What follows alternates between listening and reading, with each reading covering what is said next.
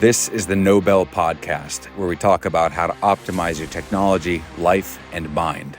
We're joined by special operations veterans, entrepreneurs, investors, and others who have overcome difficulty to make it to the top of their craft by staying in the fight. All right, welcome to the Nobel Podcast, hosted by myself, Sam Alaimo, and Rob Huberty. And we are joined today by Lieutenant Colonel Dave Grossman. Sir, welcome to the Nobel Podcast. Thanks, Sam. Thanks, Rob. And it's just Dave. And I'm honored to be on board. You guys are doing some amazing things that I maybe hope to be able to address during the day and during this time frame. It's good to see what you're doing. It's good to be part of it. Thank you. Appreciate it. Let's start from the beginning as we usually do. Where did you grow up? Well, my dad was a cop. Then he ended up moving to the nuke security program. Still thought of himself as just an old cop. And we moved like every 18 months. We had North Dakota, South Dakota, Montana, Wyoming, Nebraska. Everywhere they had those nukes. Minuteman 1, Minuteman 2, Minuteman. That's where we lived. And then I was in the panhandle of Nebraska. It was 1974, January, February, March. I basically dropped out of high school. I had it completed. I got my degree, but I worked on a Wildcat oil rig in January, February, March in the panhandle of Nebraska. The single most dangerous thing I've ever done. 12-hour shifts, seven days a week, 12-hour shifts. Those guys couldn't spell OSHA, let alone comply.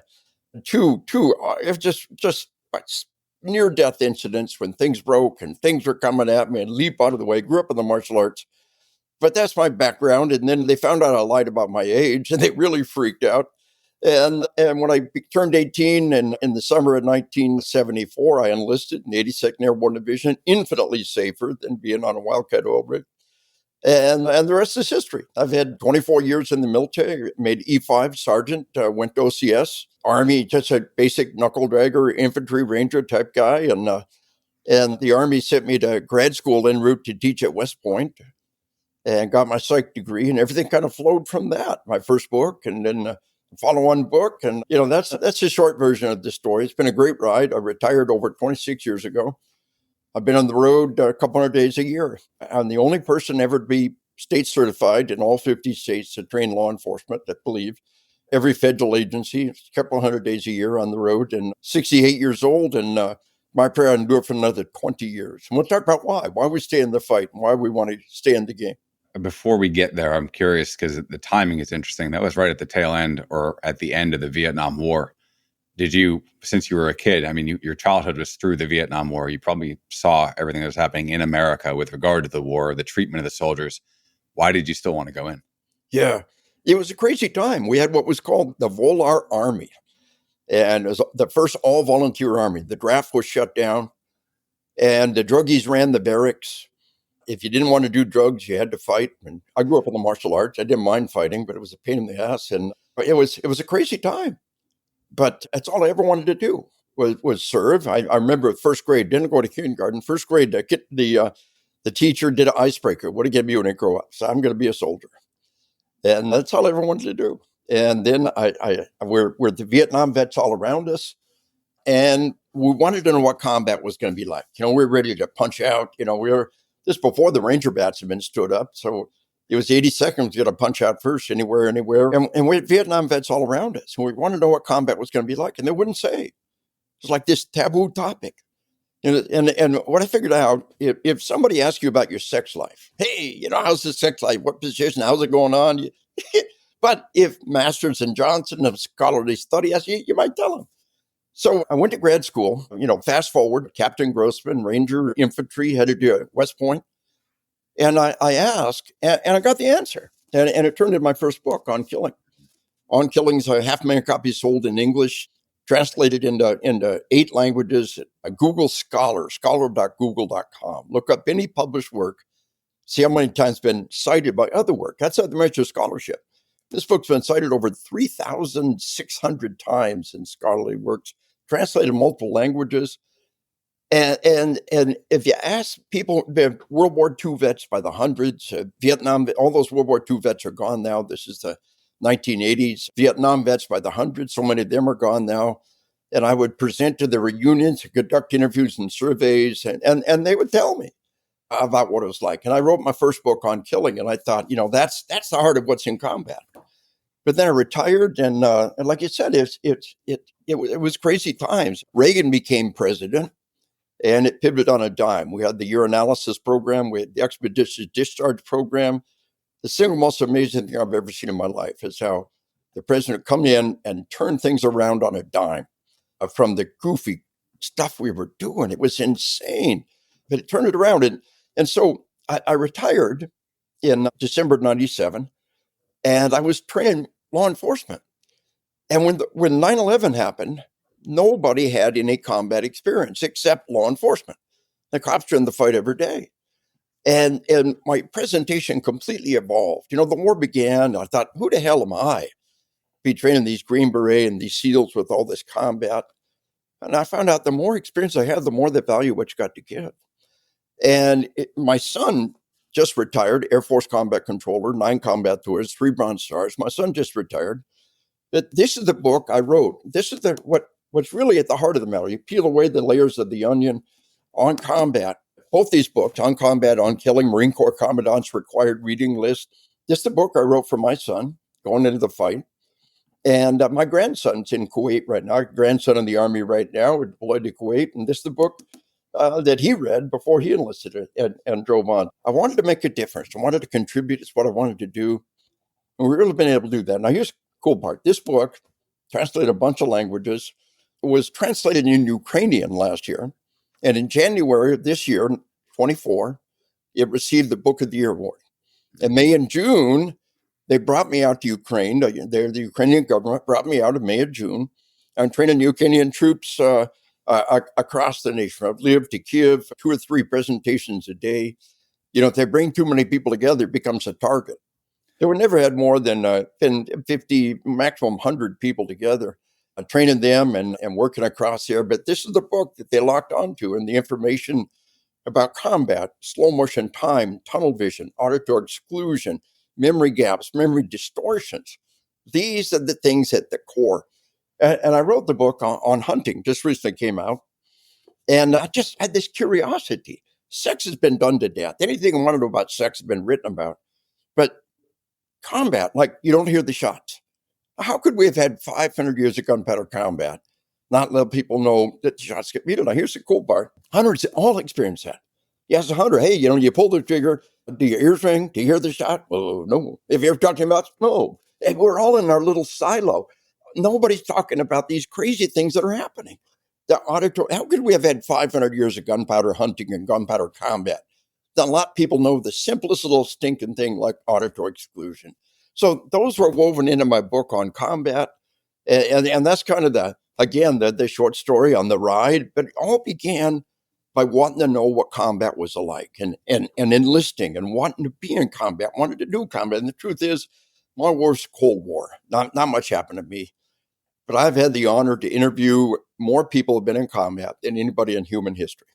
All the interviews I did before I retired to write my book on killing, and then out on the road a couple hundred days a year. And every day somebody comes up and says, this is what it was like for me. This happened. That didn't happen. And the ones that are a little different have a lot to teach us.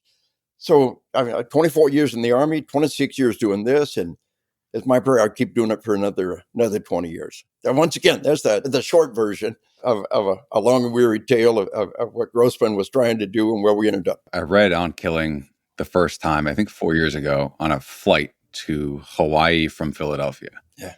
So from the moment we took off in Philadelphia to LA to Hawaii, I read the entire thing. I probably took like 20 pages of notes. Oh.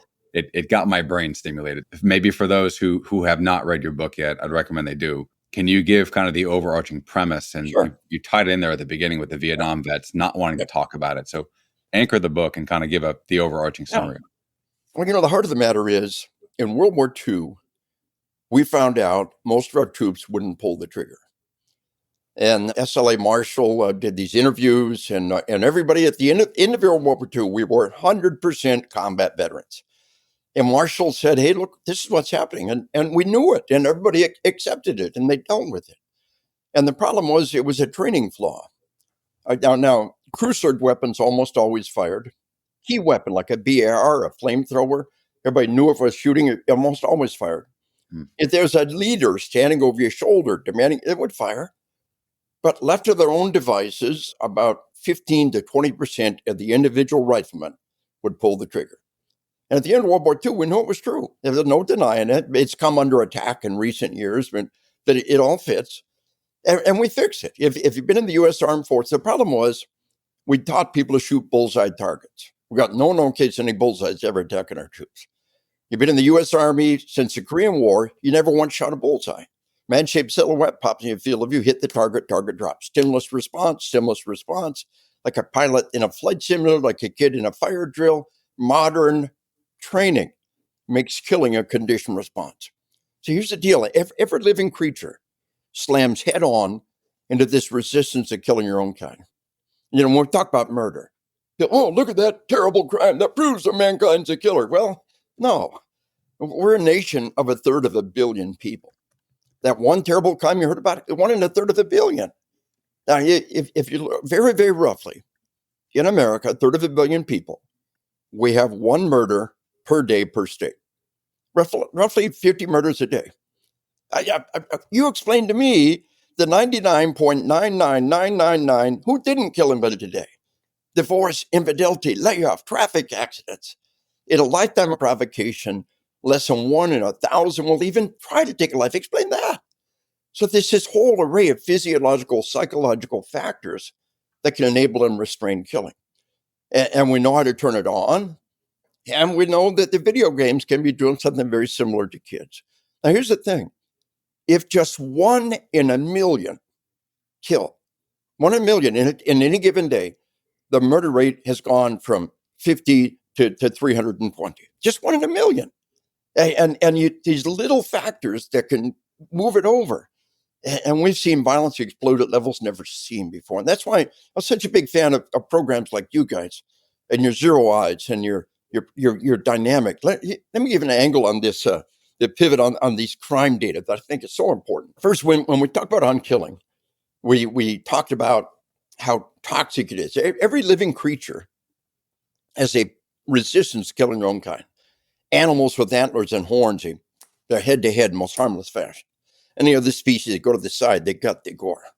Piranhas sink their teeth, anything that hits water, except another piranha. They fight each other, flicks of the tails. Rattlesnakes will sink their fangs in anything except another rattlesnake, and they wrestle each other. So when we become frightened, when we become angry, the forebrain shuts down, the midbrain takes over, and this resistance kicks in. We've all been enraged. We've been red with rage. We've been overwhelmed with anger. Well, why didn't you grab a steak knife and cut their throat? Why didn't you just stab them and kill them? We ran into that resistance. And it's there and it's real. But here's the most important thing in so many ways. Interpersonal human aggression is the single most psychologically toxic thing anybody will ever face. Now, don't cop a pity party here. But the DSM, the Bible of psychiatrists, psychology, says whenever the cause of your trauma is human in nature, the degree of trauma is usually more severe and long-lasting. So I tell people, you tell me, is there a difference between these two scenarios? Scenario 1, tornado hits a house while you're gone, put your family in the hospital. How do you feel about that? Thank God they're alive. Scenario 2, criminals break in the house while you're gone and systematically beat your family in the hospital. How do you feel? Any different? There's all the difference in the world. One's a random act of nature. The other's an intentional malignant act by a human being. And so when we talk about violent crime exploding, we got to understand that this interpersonal human aggression is so toxic, so destructive to our civilization and to our way of life. And in recent years, it's completely come unglued. So that's kind of on killing on combat in a nutshell. But let me show you guys something. I really think this is important stuff for y'all. Now, medical technology is holding down the murder rate. Boom, you get it. Docs are saving ever more lives every day. Tourniquets alone have cut the murder rate in half in just the last decade. Look, if 20 to 30 people a day slap on a tourniquet, save a crime victim's life, we cut the murder rate in half. Now, I teach our nation's largest fire and EMS service several times a year for over a decade.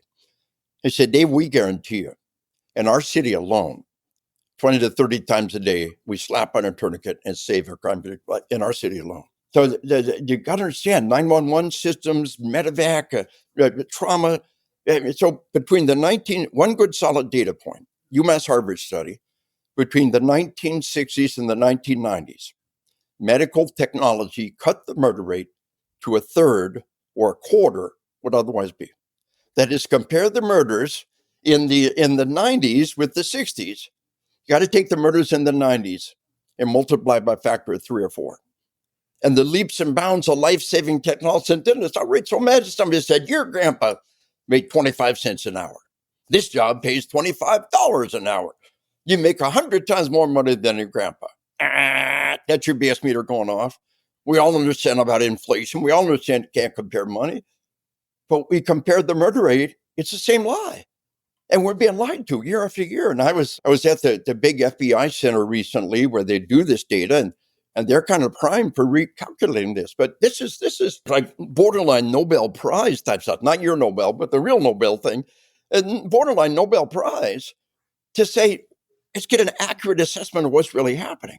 I've been to the White House twice, once as part of the president's roundtable, another to brief the vice president.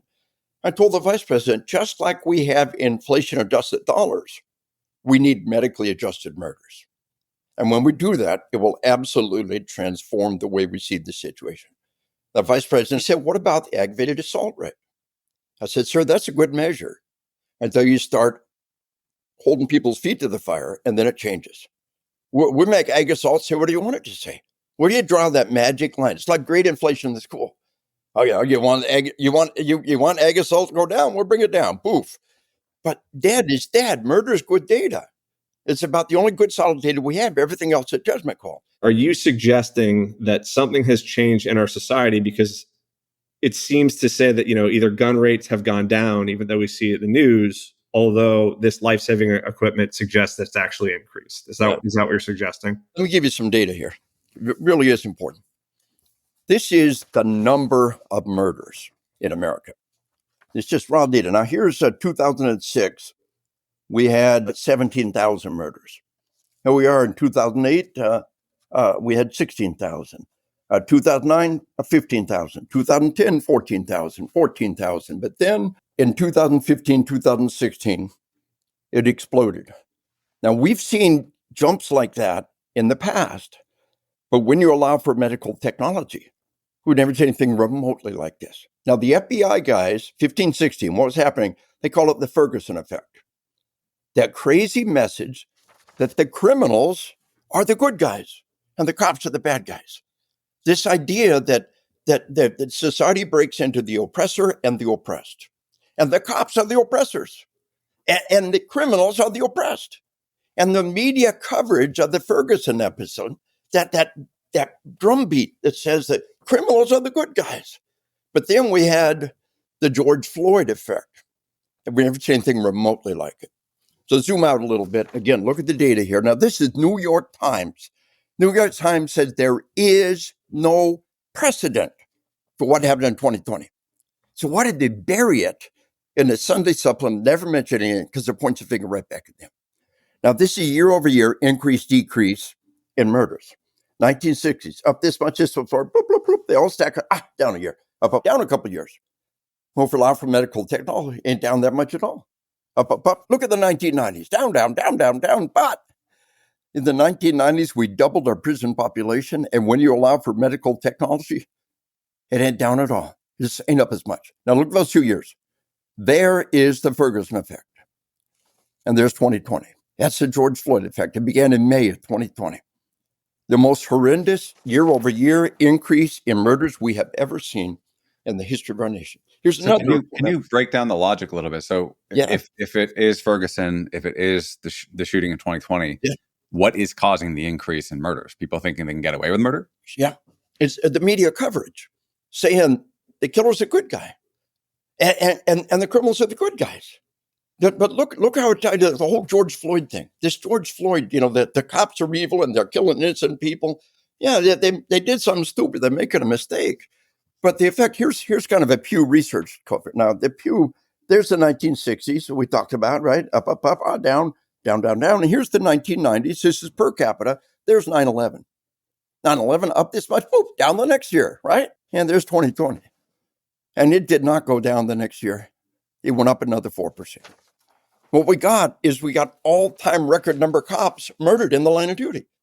All-time last year, 2023, was the all-time record number of cops shot in the line of duty. Now, here's kind of a headline news. Fraternal Order of Police, 300, and because of body armor, because of technology, we didn't have a record dead. But we have never seen this many cops shot. So here's what's happening. I train cops nationwide. I said, we know how to not be assassinated. We know how to not be massacred. We don't go to that part of town no more. And that part of town no longer has justice. And that part of town no longer reports crime. So let me show you another thing. Now, the media says, oh, yeah, crime is down. Bullshit, it's not down. It's exploded like nothing we ever see. And they won't even talk about it because it points a finger back at them. And what this means is we need you. We need zero eyes. We need smart people like you helping us. Throw technology at the problem. Throw money. We're a rich nation. When things go wrong, we throw money at it. And when the public begins to understand just how stinking bad it is, they start throwing money at this problem. So let me show you another one now. We have two crime reports out there. One is uniform crime, UCR, what cops report to the FBI. And cops aren't reporting crime because you don't get that part of town. And those guys are not reported. Murders get reported. But the other crime report is the crime victimization survey. Every year, we phone thousands of people and we ask, were you a victim of assault? Were you a victim of rape? So here's these two. Now, we don't have the 23 data yet. It's that far behind. But here's the change from 2021 to 2022. Now, the cops say, uniform crime report, crime down, total crime down 2%. Survey says up 75%. Homicide, funny thing, decade after decade, we call thousands of people, never once somebody said, yep, I was a victim of homicide, never once. Homicide victims, they can't speak for themselves. But rape, down 6%. Survey says up 58%. Robbery, it's up 1%. Survey says up 47%. Here we go to ag assault now. Ag assault, as long as you don't hold people's feet to the fire, as long as you don't hold accountable, ag assault's a good measure. And cops say, ag assault's down 2%. Survey says up 104%. Folks, it's out of control. We've never seen anything remotely like this. And the public doesn't know it. And when they know it, they'll start throwing money at this problem. Then what do we got? We got things like, here's a cop in the middle of all of this. Yeah, this is the guy at the Parkland school massacre. That's not a shooting. Shooting is an Olympic sport. Shooting is our constitutionally protected right. Every time a criminal act's called a shooting, it should piss you off. This is a cop on duty at the Parkland school massacre. He didn't go in. Now, he was acquitted, but he became a national villain. We don't need warriors. See, we need protectors. We need guardians. See, we don't need that warrior spirit. And they got what they asked for. But here's two other people. This is the police chief and the SRO at Uvalde school massacre. They didn't go in. And they're both facing over a dozen felony charges because they didn't go in. Now, they were told, we don't want warriors. We want guardians, want protectors. And you got to find a balance in there. There's room for the warrior. There's room for the Navy SEAL. There's room for you got to teach us. But at the same time, there's got to be balance. And he give you a layout on the whole thing. Heather McDonald, smart lady, wrote the book War on Cops. And that's what it is, guys. It's a flat out war on cops. So Heather doesn't have the George Floyd effect, the Minneapolis effect. She'll update her book. Best book out there right now is a book called Blue Lies. The War on Justice, Conspiracy to Weaken America's Cops. I wrote the forward to it. It's got all the footnotes, all the endnotes to understand what in the hell's going on. It's a war on cops. It's a war on justice. It is a lie campaign. This is the cops are evil and the criminals are the good guys. And the criminals embrace that. And what we see is crime exploding, and it's not even being reported in many cases because the cops don't even go there anymore. There's no-go zones. Or they don't even go enforce the law because they're going to get assassinated, murdered, executed. It's happening on the streets and people don't even know it. When we initially talked, you brought up the increasing violence in America. And I guess two questions. Number one is, have you done back of the envelope math on what it might be without the advancements in medical technology? And then number two, you said you had some recommendations on how people can approach it, can deal with the excess violence. So if you can answer both those questions, that'd be great. The thing to understand is it's multifactorial, and it's worldwide. During my presentations, I show the data around the planet. It's not just America. Now, the Minneapolis effect, the George Floyd effect, was America and Canada. We didn't see that much in Europe. It was America and Canada. Every bump in violent crime America has, the Canadians do the same thing. I've been doing this for tracking crime data for over 30 years. Canada, God bless them, is just trapped in the same thing us. And it's worldwide. Mexico's out of control. Violence has exploded. Mexico has a higher murder rate than Iraq and Afghanistan put together. I would rather take my family on vacation to Iraq than Mexico. And this is new. Oh, it's all psychotropic drugs. Well, is that what's happening in Mexico? Is that what's happening? Or Jamaica or any of these other nations around the world, violence has exploded? Is that the new factor? And Interpol, I quote the Interpol data, right up until 20 years ago when Interpol stopped reporting the data because the nation didn't want people to know. It exploded, and we don't know how bad it's been for the last 20 years because they won't tell us. It's classified data around the planet of what their violent crime rate is in all these nations. So here's what's going on. One is turning these killers into celebrities. The media has turned these killers into celebrities. I can tell you the names. I showed the picture of the killers, and that would be wrong. We should never mention their name. There was a mosque massacre in New Zealand. This guy live streamed himself in 2 different mosques slaughtering people. The Prime Minister of New Zealand nailed it. She said, this man did what he did for notoriety, for fame. And we will not give it to him. She said, New Zealand will never say this man's name. New Zealand will never show this man's face. New Zealand will not even give him his name. Boom. Somebody's got it.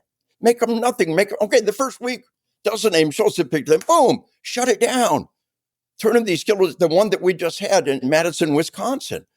This girl who murdered 2 people in her school and wounded others, and then killed herself. This girl was totally whacked out on the Columbine killers. Listening to the same music, the same band, just totally whacked out. And they've done movies, turning these killers into celebrities. In my class, I show the Oxford, Michigan school killer. Yeah, the last quote in his little journal, I want the world to remember me. What's his motivation? The Parkland, Florida school killer. He made a little manifesto, little videotape. And you're going to know who I am. Yeah, and it's going to be great. You're going to know who I am. And what did he say? He didn't say, I'm going to commit a massacre. He said, I'm being the next shooter. Shooting is an Olympic sport. Shooting is a good thing. We take the most horrible crimes and we call them shootings. And we're trapped by our own language. And the shooters are the good guys. They're not killers. I'm a shooter. And I'm going to be famous. I'll tell you what's coming next. I pray that I'm wrong. We're going to see daycare massacres. We're going to see school bus massacres. The goal is fame. So they got to commit ever more evil crimes to be in the news. Hey, elementary school massacre, it's been done 3 times. Now we got another one. You go to a daycare, you murder all the kids. Oh, yeah, you'll be on the front page of every newspaper. Oh, yeah. Murder a school bus full of kids. Oh, yeah, that'll do it. You'll be on the front page. Oh, no, terrible new crime. And the media will turn them into celebrities. And one of the major reasons for this, I worked with a Secret Service agent, wrote the foreword to his book. And he talks about how many of these killers are motivated by fame, and the media feeds it to them. And then we've got this whole progress of the idea that the criminals are the good guys. Right up into the early 1960s, Hollywood operated by a code. And the code said, we know the stories we tell have an impact on our society. I mean, come on, a 30-second commercial modifies the behavior. How much more does that hours and hours of stuff in between it? They said, we know the stories we tell have an impact, and we know we have a responsibility to tell stories with a positive impact. A lot of the code could be said in 3 words. Crime doesn't pay. Criminals must not be depicted in a positive manner. Law enforcement must not be depicted in a negative manner. They knew a civilization could not survive if we tell our children cops are evil and criminals are good. And they knew they had this impact. And then early 1960s, they threw it away. So there's something important to understand. Defund the police. What sane, rational human being would believe, get rid of all the cops, empty the prisons, that's their agenda, empty all the prisons, get rid of all the cops, it'll be better. How could somebody believe that? Well, here's the key. Right up until you're 6, 7, 8 years old, your dreams and TV and movies and reality are all the same. Look, you ever get dreams and real life mixed up? My son's pushing 50 now. My son asked my wife a while back, hey, did I tell you that? Did I just dream it? She said, oh, you must have dreamed it. I don't remember. You ever been there? Well, for children, they cannot tell the difference. It's all real. So when they see somebody on TV being murdered, it's real.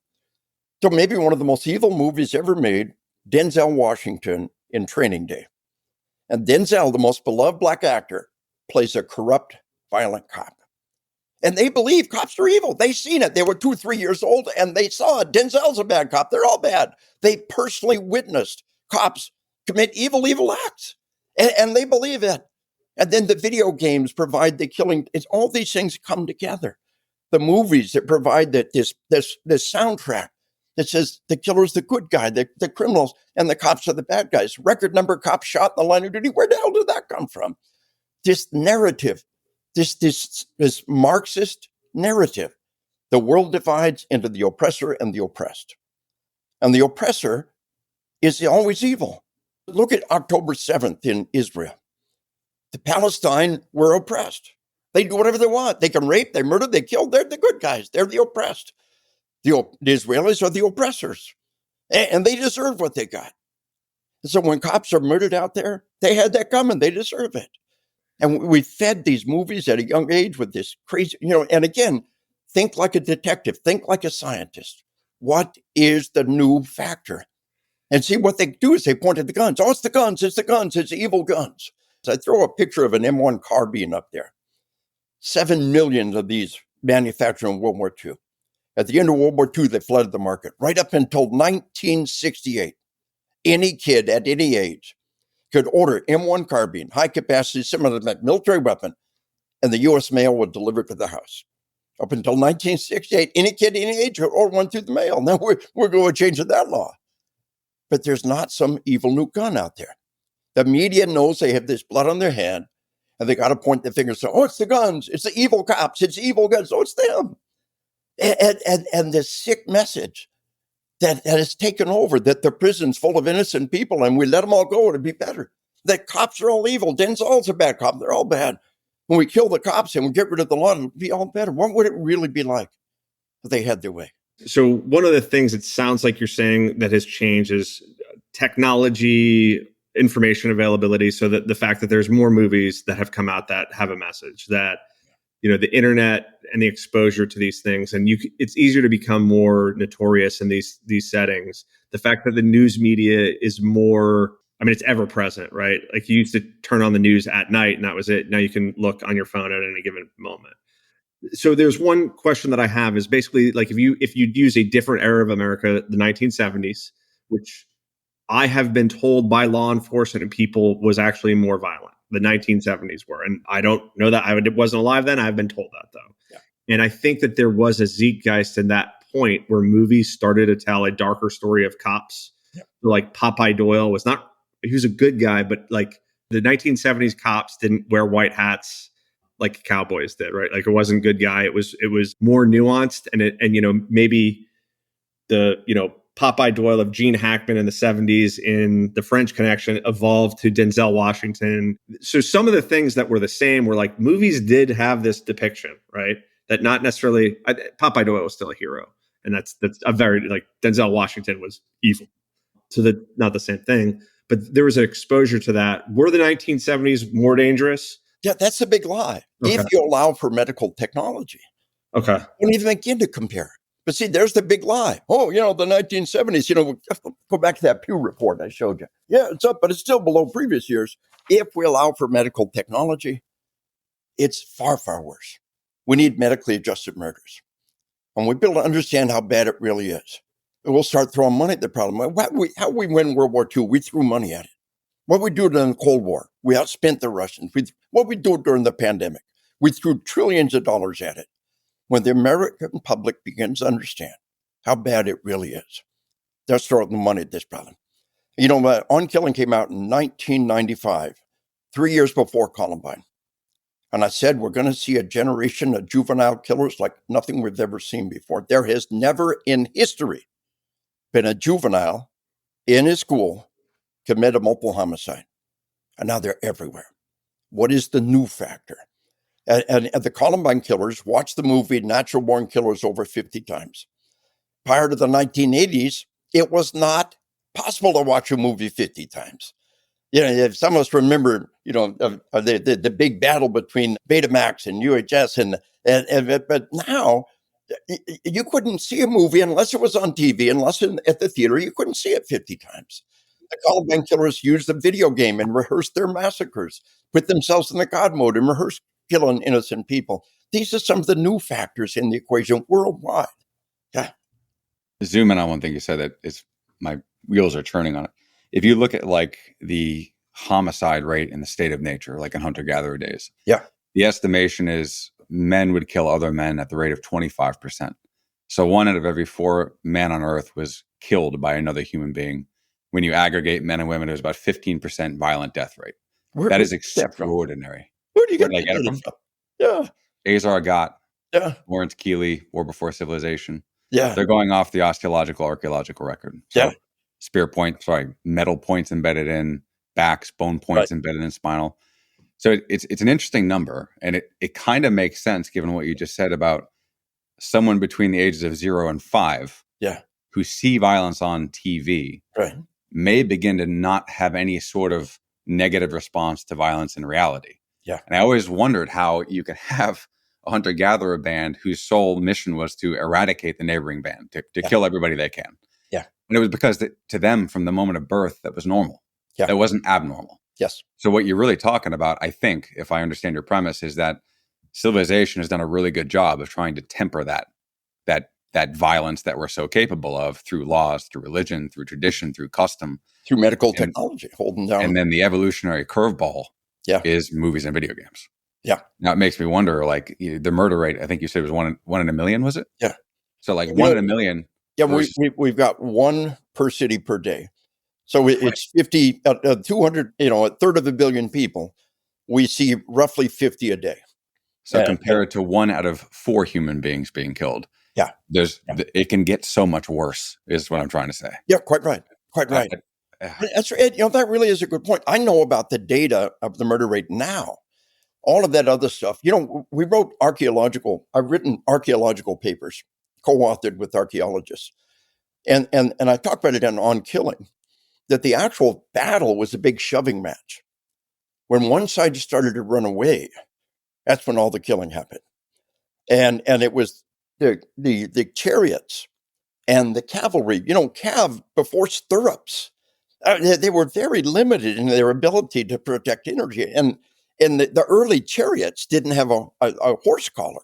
So they actually choked the horse, and it's only good for like 300, 400, 500 yards before the horse couldn't go any further. But they had this mobility advantage.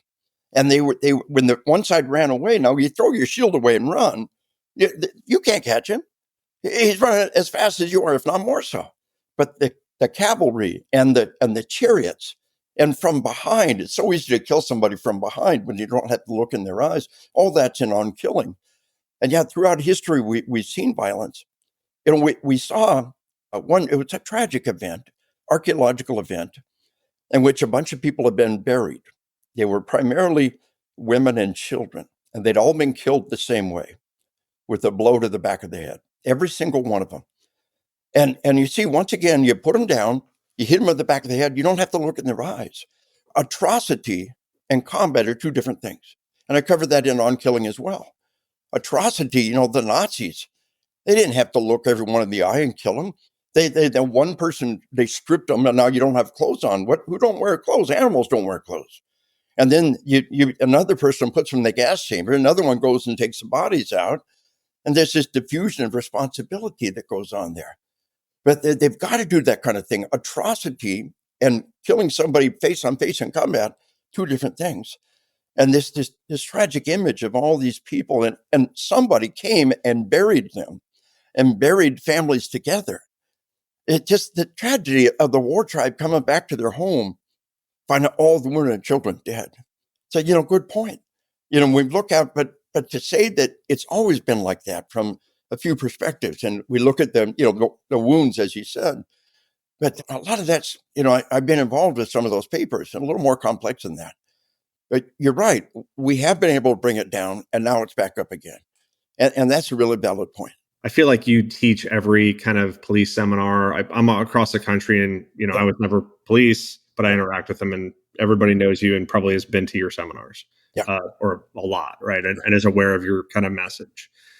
And You said so many different things that lead into it, one of which, if we decide to spend money, if you decide to address the problem, if you, vilify one and, if not make a hero, but like make those things more gray about who the good guy and the bad guy is, that's bad. A lot of this stuff is difficult to control as a society when, maybe one side wants one way and another side wants another way. What are tangible things that you think that we could do right now? So our entire idea is our company's trying to do one small thing and we're trying to take a step forward and we're trying to be apolitical about it.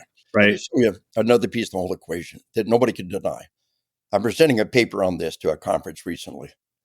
And one of the effects of the video games and the movies and social media and cell phones is sleep deprivation. Now, there's nothing macho or tough about going without sleep. Any 10-year-old girl in a slumber party can do it. The professional thing is to manage your sleep. And I love the no bell concept. The guy that doesn't ring the bell, the guy that got through. I do a piece on Ranger School prep, and I like Quora. I do a fair amount of work on Quora, and I kind of bounce ideas out there, get it, we're able to get it crowdsourced, and I'm working now on a kind of tying it all together on a preparation. There's a guy, who talked about failing out of buds. Going to be a Navy SEAL, and he dropped out. He said, I rang the bell. He said, I was physically prepared. I was not mentally prepared for the suck. I was in great shape, but nobody ever taught me to suck and to drive on. And so how do you do that? How do you teach that? And the answer is fasting. Fasting. Now, in Ranger School, you go days without sleep and days without food. And my Ranger School was in 3 components. It extended Fort Benning stage. We had a mountain stage and a jungle phase, and divided into thirds. At the end of that Benning phase, I had the highest peer eval of anybody, everybody in the platoon peered me number 1. We had all kinds of spot reports, just kicking ass. And see, I've been prepared for sleep deprivation. I'd work 12 hours a day, 7 days a week for months on end. But I was not prepared for food deprivation. When I got up to the mountains, I just became another zombie. I was sucking. I hit the wall. I was prepared for sleep deprivation, but nobody had ever prepared me for no calories coming in the machine. And the software goes up before the hardware does. You can go a long time without food and still metabolize energy, but the software goes out. And so the prep program revolves around extended periods of physical exertion combined with sleep deprivation and food deprivation. And you pre-stress inoculate yourself. Now, again, there's nothing fancy about going without sleep. We've all done that.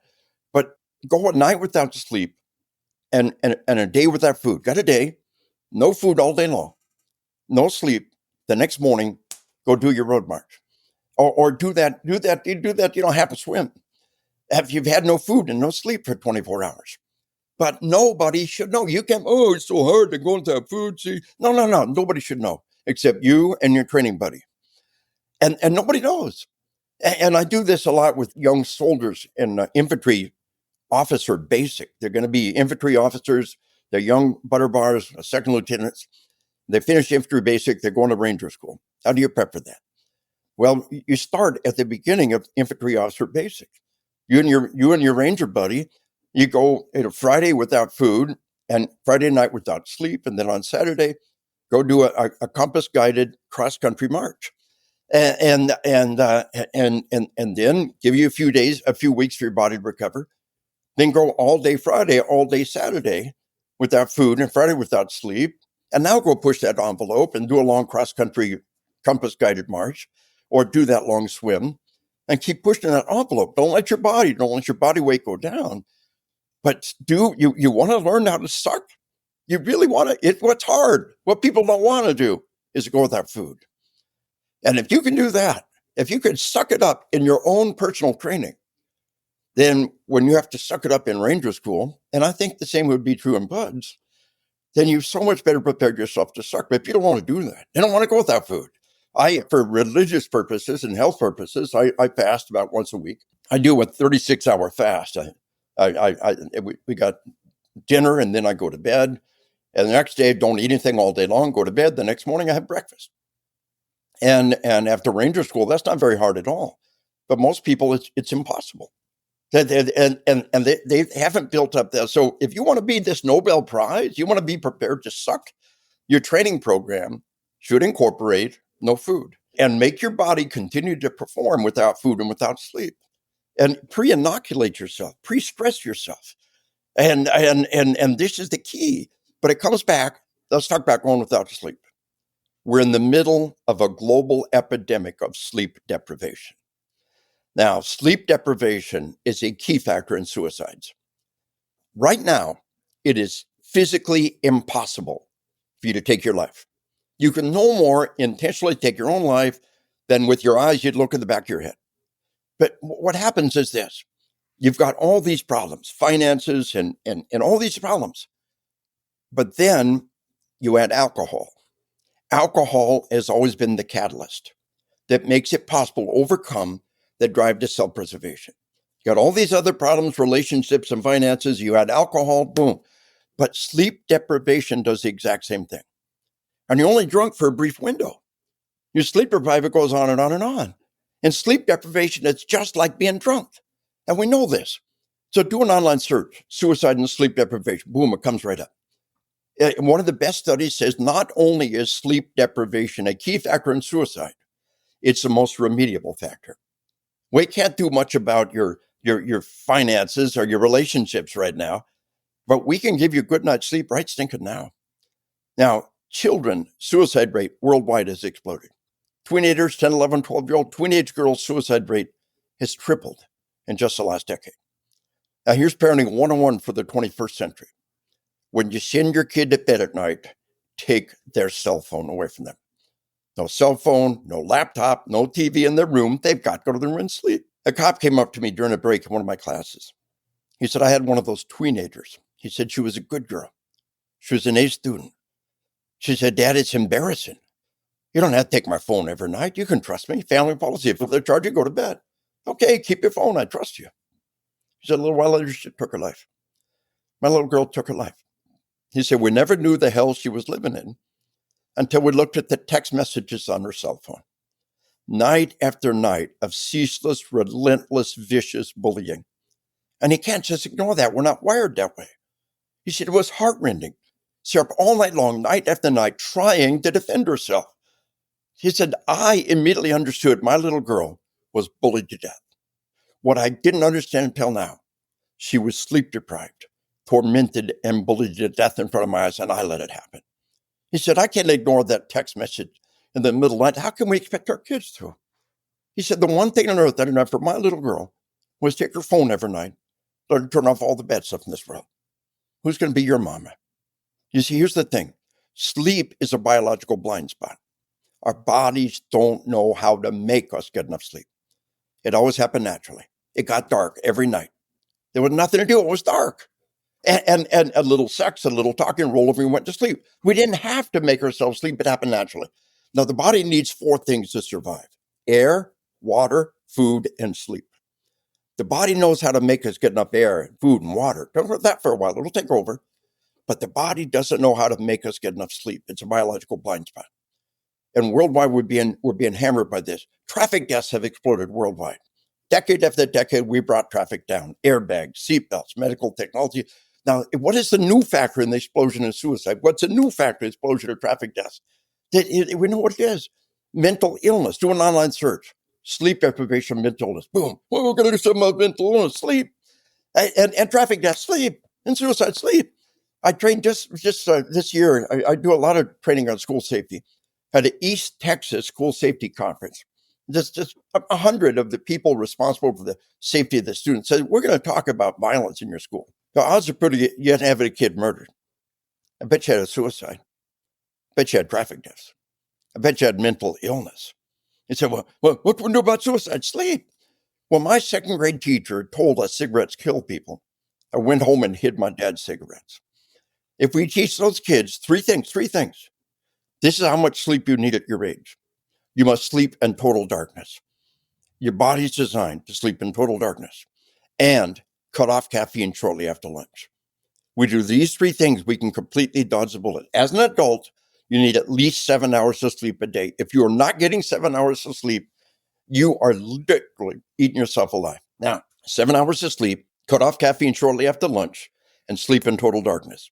Add a sleep mask. The Amazon's Choice Sleep Mask is my favorite. It has over 85,000 five-star reviews for a stinking mask. 85,000 reviews for a mask. The number 2 sleep mask, the one my wife likes, is 60,000 five-star reviews for a stinking mask. 3 things we teach our kids. Here's how much sleep you need at your age. Cut off caffeine short. Now, there's a lot more in the equation, but the 90% solution in these 3 things right there. Now, here's the key. Sleep deprivation creates chronic pain. We've all been there. Had a bad night's sleep, we're hurt the next day. Sleep deprivation is a new factor in the opiate epidemic. Fentanyl's an opiate. Fentanyl kills 70,000 to 80,000 Americans a year. If not for Narcan, that number would be much higher. We lose more people to fentanyl every year than the entire Vietnam War. And not just fentanyl, but the other prescription opiates. Prescription opiates have always been there. Why are they the drug of choice? Why not meth? Why not crack? Why does everybody want opiates? Because we're in the middle of a global epidemic of sleep deprivation. And it's a key factor in chronic pain. And doc, I heard all the time, give me a pill to fix. You don't need a pill, you need more sleep. I got to knock off the damn caffeine after lunch and stop you getting deep cycle sleep. And so you want to do something about opiate overdoses? Sleep. You want suicide? Sleep. Traffic death? Sleep. Mental illness? Sleep. This is the one area we'll walk out that door and save the lives of kids in any school across America right now. Like on the one hand, I agree with everything you're saying. There's a sleep deprivation. It leads to a lot of secondary effects that are horrific for the human condition. Yeah. But on the other hand, you talked about BUDS, talked about Ranger School, sleep deprivation, food deprivation, chronic stress. Yes. These individuals are not doing fentanyl. So I guess what I'm trying to say is it's not just the fentanyl. It's not just the phone. There's something else going on there because there is positive, like you said, pre-stress inoculate. It's brilliant. Yeah. There's something really positive about these hardcore forms of stress. There's something really negative about the other forms of stress. And it's not just fentanyl. Fentanyl doesn't make anybody take it. There's something else missing. I think there's something deeper, something ritual, maybe some guidance, some community. You want to riff on that? I remember it's worldwide. This is worldwide. Oh, it's psychotropic drugs given to children. Is that what's happening in Mexico? Is that what's happening in Brazil and all these other nations? Do it online. Go to Wikipedia. Look at global murder rates, and you'll see the murder rates worldwide, and they've exploded everywhere. Again, I presented Interpol data, and 20 years ago, Interpol stopped reporting the data because the nation did not want people to know it's classified. But it's just worldwide. So whatever your dynamic is, but let's go back to sleep deprivation. Here's the key. We know the link between alcohol and violent crime. Without a doubt. We have 2 centuries and 10,000 studies showing the link between alcohol and violence. I believe professional behavior. The inhibitions go away when you're drunk. Drunk people do stupid stuff. Drunk people get in fights. We all know that. It is scientifically valid. But if sleep deprivation is just like being drunk, and it is in every other area, then this new epidemic of sleep deprivation may be part of the equation. The head of Netflix said their competitor is sleep. The corporate policy of Netflix is to steal your sleep. They don't care that they're killing people. The video games, so one of my books, Assassination Generation, in 2005, the state of California overwhelmingly voted to regulate children's access to violent video games. 2005, California and Silicon Valley said, we're good with this.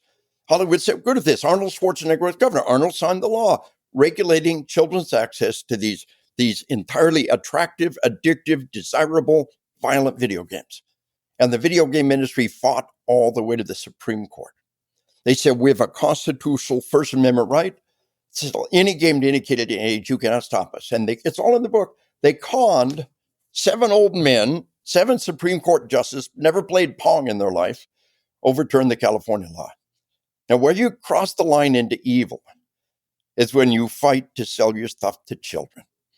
And you don't get the information out there. And a Netflix goal is to steal your sleep. And the video games are ever more desirable, immersive, and attractive. And that's fine with adults. But when you fight to the Supreme Court to sell this stuff to children, time out. So this new factor worldwide is the desirable movies, the social media that are ever more addictive. The algorithm rewires it to make it ever more addictive and immersive. These incredibly immersive and attractive and desirable video games. And the video games are designed, puts in a flow state. We have ever played the game, suddenly it's 4:00 in the morning. Got no idea where the last 8 hours went. It's time to get dressed and go to work. They do that on purpose. It's called a flow state. And they try to create those games where you lose track of time and you become totally immersed in the game. And so this entire industry is invested in this process of stealing our sleep and stealing our children's sleep. An interesting thing with all that, I grew up with video games. I know what you're talking about. And I personally don't feel that they caused me any of those things. But again, that's anecdotal evidence. It's my experience, right? I track my sleep every night, and it tells you basically, are you going to have a good day or a bad day? That's it. That's all. I mean, it's like, are you red or green today? And on days that you're red, what you find out is that if you had one drink of alcohol, just one, it massively changes your sleep. Massively. One, you're seeing that with just one drink? One. That's good data. That's good to know. It's awesome data. And when you look at it as a group, I have a lot of friends who wear them, and we compare our stats together. And it causes everybody to sleep probably 15 minutes more a day. It's not massive, but it matters. And I think a depressive state kind of goes away with more sleep. That's spot on. Yeah. But all of that being said, I think I have what I would call good sleep hygiene. I also have kids too. So I have young kids. My oldest daughter's 10 years old. So some of this stuff we don't allow screens in their rooms and stuff like that. How I chose my bed, how I did this. I spent a lot of time and effort on that. And the truth is I did it because I was super depressed. Oh, it's so good. And a lot of it, I've always exercised. So that's one thing that, I've kind of consistently done. Even when I feel bad, I usually still kind of exercise. All of that being said, I'm doing this because I'm pursuing it because I realize that there are holes in my own life, right? How do you educate people to do this, though? This is by a choice, and there was a hole in my life, and I was like, I need to fix myself. Yeah. How do we educate people to put this stuff away? Put the screens down. As a parent, I can make my kids, but they could hide that from me as they get older. This is a fear that I have. Right now I can control it. I have 3 kids in one room, 1 kid in another room. I have 4 kids. I can control their, media consumption. Right. How do we educate America to do this? There's a website I recommend to everybody called screenstrong.com, SCRENSTRONG.com. And screenstrong.com is really leading the way on what we're doing, the cell phone addiction. They take this medical addiction model and they apply it well. Detoxing, the whole family detoxes together for a period of time. They're doing a great job. But when they talk about the long-term answer, and truly, my dad started smoking 1941 when he was 5 years old. He said he plunked a nickel on the counter of the general store. Couldn't even look over the counter. Plunked a nickel on the counter. 5 years old, bought a pack of Bolton tobacco and rolling papers. Started smoking 5 years old. Hey, candy rots your teeth, right? Cigarettes are good for you. It's his money. Candy rots your teeth. His money. Let him buy cigarettes. And they had cigarette ads that said, more doctors smoke Camels. Another one said, as your dentist, I recommend Viceroys. And they really thought cigarettes are good for you. 55 years later, the cigarettes finally killed my dad. But the battle was with this industry to admit their product did harm and to stop selling it to children. And we're in the same kind of battle now against all this technology that steals our children's sleep. And to recognize that there's so many things kids can do, but adults can't. Alcohol, tobacco, sex, pornography, automobiles, there's so many things, guns, so many things adults can do, but kids can't. And there's industries out there trying to market their product to children. That's where we draw the line. And so it begins, like my 2nd grade teacher telling me cigarettes kill people, went home and hit my dad's cigarettes. When our elementary teacher tells us a generation will grow up, and we didn't ban tobacco. We're going to ban this stuff. All we're saying is don't sell it to children and admit that it can do harm, just like tobacco. So we got a model there that we can already build on. Maybe switch subjects here a little bit. I'm very curious about your new book on hunting. Sure. You mentioned briefly about it kind of the hunter-hunted model has kind of an impact on the human condition. Let's just dive into that however you want to. It sounds fascinating. This is a lot of fun. On hunting, we pulled together a lot of data. We talk about the ecology of hunting. In Africa, Kenya has completely banned all trophy hunting. And they're being slaughtered. There's no money to protect them. Meanwhile, other places like Namibia has drawn a circle around every village, said everything in this circle belongs to you. And so that crazy American who will pay $100,000 to shoot that lion who's at the end of the life cycle anyway. The death by old age in nature is a horrible, terrible death. And at the end of the life cycle, this American is going to pay $100,000 to give a quick ethical death to this lion, and all that money goes to the village. And they're thriving, and the economy is thriving. And the only people who are giving them money, and the only product they have to sell is the game.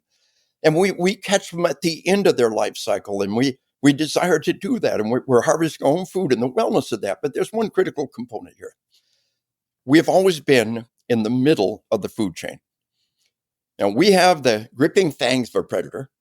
We have the forward-planted eyes of a predator. We also have the chiseled teeth of a rabbit and the grinding molars of a grass eater. And throughout the history of our species, we've been in the middle of the food chain. The British government in India, between the year 1900 and 1910, in one decade, 1900 1910, over 100,000 people in India were killed by tigers. We've got the crap yourself and run like hell rabbit genes built into us. We've also got the hunter dynamic of lock-on laser, we can go one way or the other. It's no fun to be prey. It's no fun. We want to be the hunter, not the hunted. But what's happened, a lot of our society have opted to be the hunted. When I talk about the wolf, the sheep, and the sheepdog, it's just a metaphor, but I got the U.S. government trademark for the term sheepdog as a protector. I coined it in my work. And this idea of being the sheepdog, to be the hunter and not the hunted. And this is one of the major battles we're facing across our whole civilization. And we got our sheepdog kids books.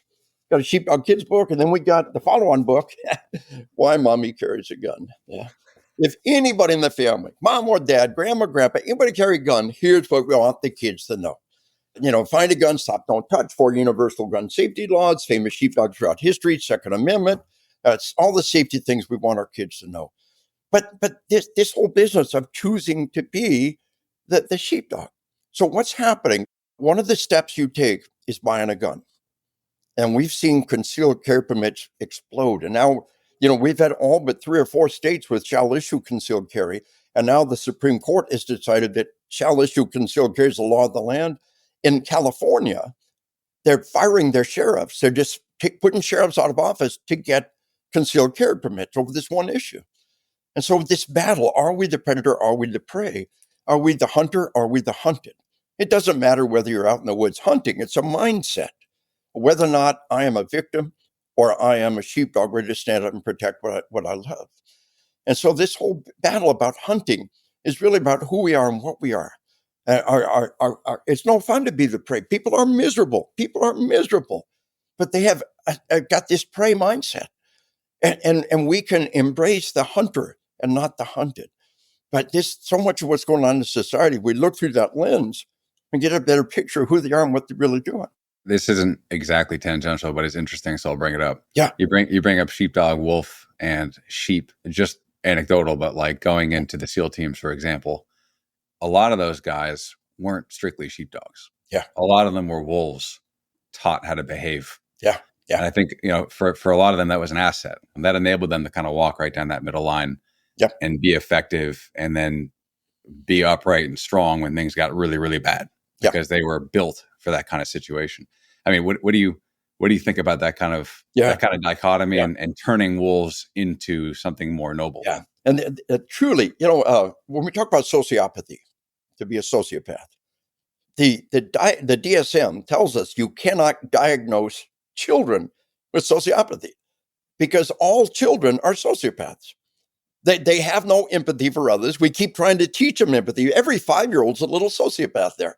We try to teach them empathy. What if somebody did that to you? How would you feel about that? We try to teach them empathy. But the thing of it is that there's this line between being a sheepdog and a sheep. And there's a line between the sheepdog and the wolf. And what we're really talking about is, you really have a lot of highly disciplined sociopaths out there. And they're functional. They're functional sociopaths. A professor was studying sociopathy, and he realized, hey, I'm a sociopath. He said, I never let my grandchildren win in a game. I'm vicious. I'm a sociopath. But he said, I can change. I can be a better person. I can let my grandkids win a game. I can be a little easier on the people around me. And the data's there that we make that decision. And the most important thing of all, the difference between the sheepdog and the wolf is discipline. I think maybe we'll go to the lightning round now. Shoot. You've got, your life has been jam-packed, full career. How many books have you authored? 16. You've got something figured out. So what are 1 to 3 things you do in the morning to prime yourself to crush the day? I try to begin every morning with a prayer. God, let me do a good job today. Just let me do a good job. Keep your hand up on me, guide me, and protect me. And then I try to eat a light breakfast, and I try to dive right into work. I've got an office in my home. I got 2 good people that work with me, my employees, to keep me out of trouble. I'm on the road constantly, and I try to lead by example. What about a workout program at 68? What do you do to stay? Yeah, my presentation is very much a workout. I'm always moving. I'll teach 8 hours, the G-Cops, 8 hours straight, and never stop moving. And so life is your workout. I go up the stairs. I'm 68 years old. I go up the stairs 2 at a time every single time. I walk fast. Wherever I go, I walk fast. My knees, and I bike a lot. We got a group of older folks in the neighborhood. We call it our senile delinquent biker gang. I train with energy. My life is full of energy. And choose to walk slow or walk fast. It's a conscious decision. But, I try not to be judgmental, but I walk past people and, walk slow, die fast. The research is there. Walk slow, die fast. Just make that decision to walk with energy, to lead your life with energy. Few things are as cognitively demanding as writing. So how do you get in this zone? It's just blocking out time every day, focusing and concentrating. And I'm pretty good at it. I got people in the office with me. So again, you lead by example. They're here working, and I need to be here working. And for me, the mornings are usually high productive time when I really dig into doing some good quality writing and try to tie it together. Yeah. What are a few books that changed your life? The Lord of the Rings, Tolkien. I'm a huge geek. I'm just a huge Tolkien geek. Yeah. So it's one of the great influencers of my life. The other great book is Robert Heinlein's book, Starship Troopers. There was a time, it was on the FORSCOM officers' recommended reading list. If you had any 10 infantry officers together, 5 of them were trying to shove Starship Troopers down the throat of the other 5. But it's just a great story about, this guy. He enlists in an elite organization. He goes to OCS. He becomes a leader, and then he goes out and does great things. And it was like my life model. And so Starship Troopers and Lord of the Rings, those are the 2 most influential. And of course, I got to say the Bible. It really is powerful. The Word of God is alive and powerful. How can people follow you? My website is grossmanontruth.com. And we're active in all the social media realms, and we try to put info out, LinkedIn and Facebook, and some of the others we're doing, but grossmanontruth.com. Genuinely appreciate your time, sir. You've had a fascinating life. Loved your books, and I appreciate the time. Well, gentlemen, I hold you up. What you're doing is so important. It's a growth industry. You don't know it yet, but it is huge. When the American population really begins to understand how bad it really is, they'll start throwing money at this problem, and you will have the opportunity to save life. You're already doing incredible things, and congratulations on that. But it's been my honor to spend time with you and your wonderful audience, and God bless you. God bless America. That's it for this episode. If you want to check out more from the podcast, head to zeroeyes.com/nobel, where you can see show notes, read more about our guests, and suggest guests or topics of your own. Until next time, stay in the fight. Don't ring the bell.